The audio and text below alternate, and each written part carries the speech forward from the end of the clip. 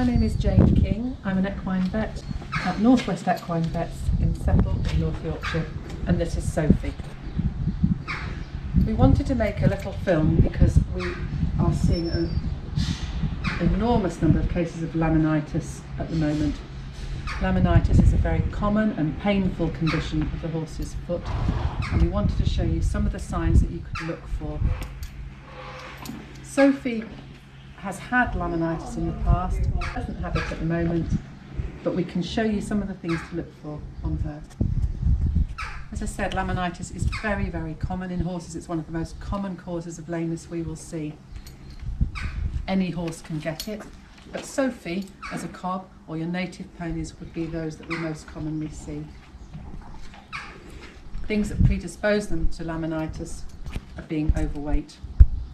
Sophie isn't now, but things to look for are general body condition, the amount of fat cover over the ribs and back, and particularly the crest. This is the crest on the horse. If there's a lot of fat deposition here, and if it goes particularly hard and you can't wobble it, it's solid, it's like an animal on the neck, then watch out, that's a real danger sign.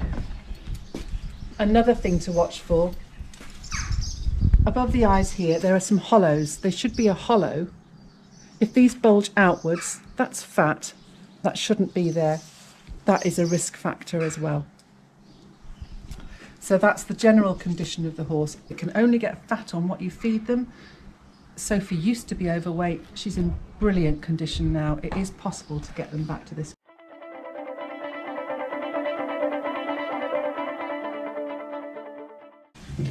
Laminitis can affect any feet, any of the 4 feet, or just one.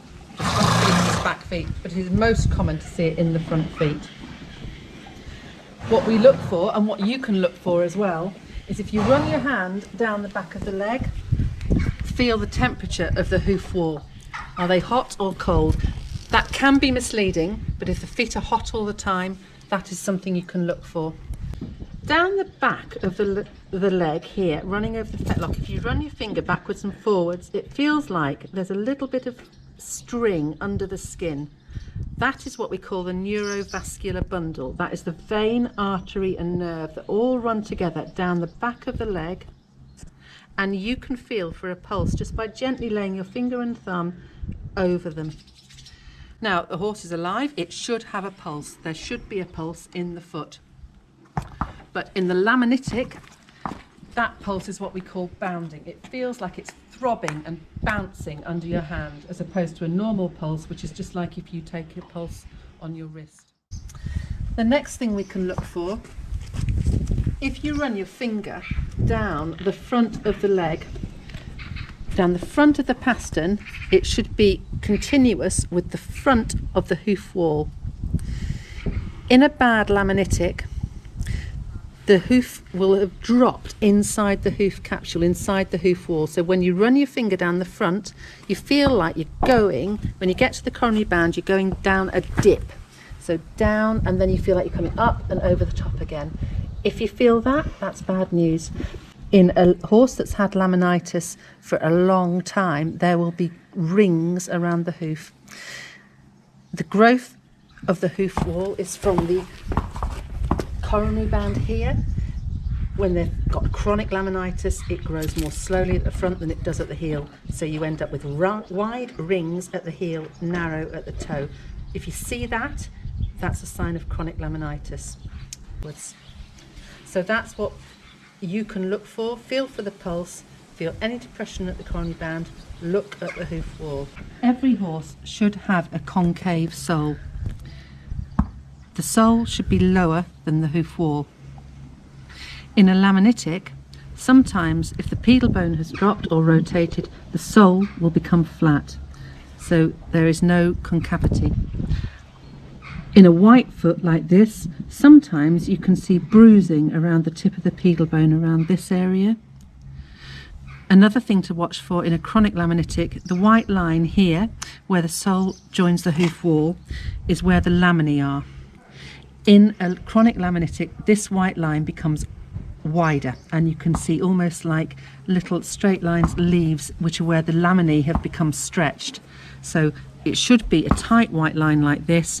If that becomes wider, so the toe here comes further away and you've got a lot of gapping here, that is a sign of chronic laminitis. That will predispose the horse to gravel and abscesses as well, because it's easy for bits of grit to get up that white line. You can actually almost see in this pony that white line is a little bit soft. She has had laminitis in the past, but it's much better now. So those are something that you can look for on the sole of the horse's foot when you pick the horse's foot up. What I want you to be aware of is what happens in the early stages, so before the farrier can see anything that's happened in the hoof. Laminitis is a painful condition, so one of the things that you will get is that the horse is reluctant to move. So watch the horse that has almost like it thinks about it before it wants to move, it doesn't want to move, it's stiffer or more reluctant to move than normal. It is more likely that that is early laminitis than it is arthritis. So we'll just watch Louise walk up and down again. So when she turns, there's no reluctance there at all, and she marches out. So a horse that is reluctant to walk, very stiff, short striding, landing heel first, be aware of that. That might be laminitis. So that's when you would feel for your pulses where we felt before, at the back here, feel the temperature of the hoof, feel for any depression there. But as always, if you're in any doubt, seek advice from your veterinary surgeon.